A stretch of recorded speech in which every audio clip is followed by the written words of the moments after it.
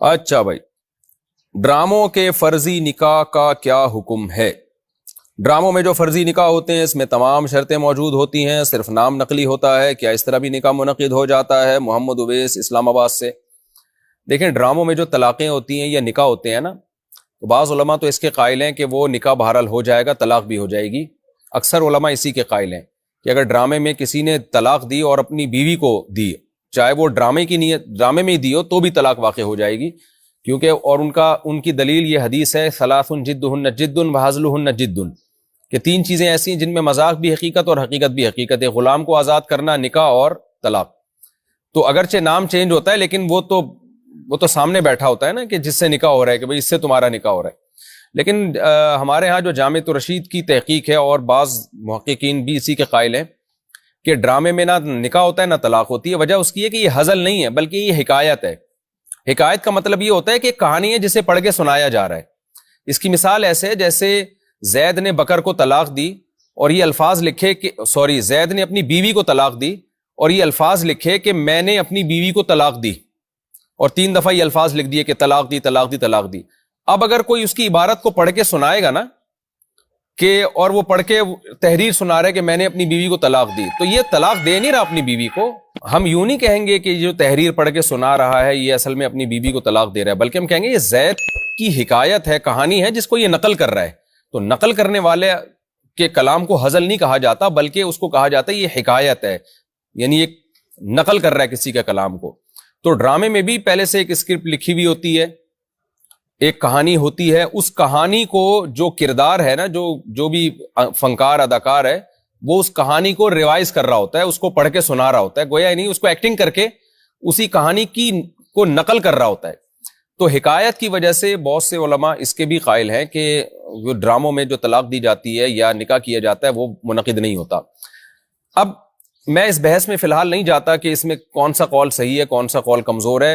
یہ تو جب کوئی واقعہ ہو تو کسی بھی موقر دینی ادارے سے باقاعدہ کسی دارالافتاء سے فتویٰ لیا جائے. یہ جو آج کل نئے اسکالرز آ رہے ہیں نا، بس بیٹھ کے لوگوں نے اب انہی سے نکاح طلاق کے احکام بھی پوچھنا شروع کر دیے. بہت خطرناک بات ہے. یہ علم میں کامل نہیں ہوتے، پراپر نہیں ہوتا ان کا علم، اور پھر ضلوا و اضلوا کا مصداق بنتے ہیں. جیسے حدیث میں آتا ہے کہ قرب قیامت میں علماء اٹھیں گے، لوگ جاہلوں کو اپنا سردار بنا لیں گے. تو اس لیے بجائے کسی شخص سے فتویٰ لینے کے پراپر کسی دینی ادارے سے فتویٰ لینا چاہیے. دارالعلوم کرنگی ہے، بنوری ٹاؤن ہے، یا جامعۃ الرشید ہے، یا جامعہ اشرفیہ لاہور میں، یا کوئی بھی جو پراپر دینی ادارہ ہو جو صدیوں سے ایک سلسلہ چلا آ رہا ہے، علم کا ایک مرکز ہو. لیکن اتنی بات ضرور ہے کہ قطع نظر اس سے کہ طلاق ہوتی ہے کہ نہیں ہوتی، یہ عمل احتیاط کے بہرحال خلاف ہے. لہذا اول تو یہ ڈرامے شراموں سے لوگوں میں خیر کم پھیلتی ہے، شر زیادہ پھیلتا ہے. لیکن اگر ڈرامے میں کوئی کیریکٹر ایسا کر بھی رہا ہے نا، تو پھر اس طریقے سے ہو کہ بالاتفاق نکاح منعقد نہ ہو، یعنی ایسا کام نہ کیا جائے جس سے شک پیدا ہو جائے. کیونکہ بہت سے علماء اس کے بہرحال قائل ہیں کہ ڈراموں میں جو نکاح ہوتا ہے وہ نکاح ہو جاتا ہے اور جو طلاق ہوتی ہے وہ طلاق ہو جاتی ہے. تو ایسا نہ کیا جائے کہ شوہر اپنی بیوی کو ڈرامے میں طلاق دے، بلکہ اس میں یہ ہو کہ جیسے ایک فرضی عورت ہوتی ہے اس کو طلاق دے دے. وہ یہ کام کر لیا جائے. اول تو یہ ڈرامہ کی میں اپریشیٹ نہیں کر رہا کہ ڈرامے بنانے چاہیے، لیکن طلاق سے بچنے کے لیے، کیونکہ طلاق بہرحال ایک بہت ہی ڈینجرس چیز ہے، اس میں وہم کا پیدا ہونا بھی غلط ہے.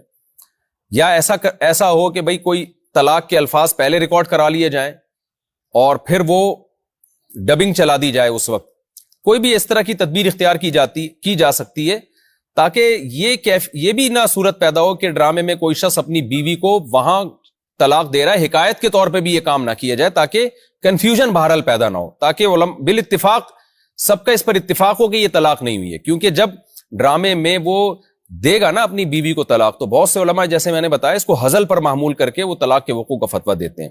تو ایک کام جب ہو جائے تو پھر اس کا حکم کچھ اور ہوتا ہے. جب تک ہوا نہیں ہے تو احتیاط کے پہلو کو ترجیح دی جائے. تو اس طرح نہ کیا جائے کہ جس سے شرعی مسائل میں لوگوں کو کنفیوژن پیدا ہو.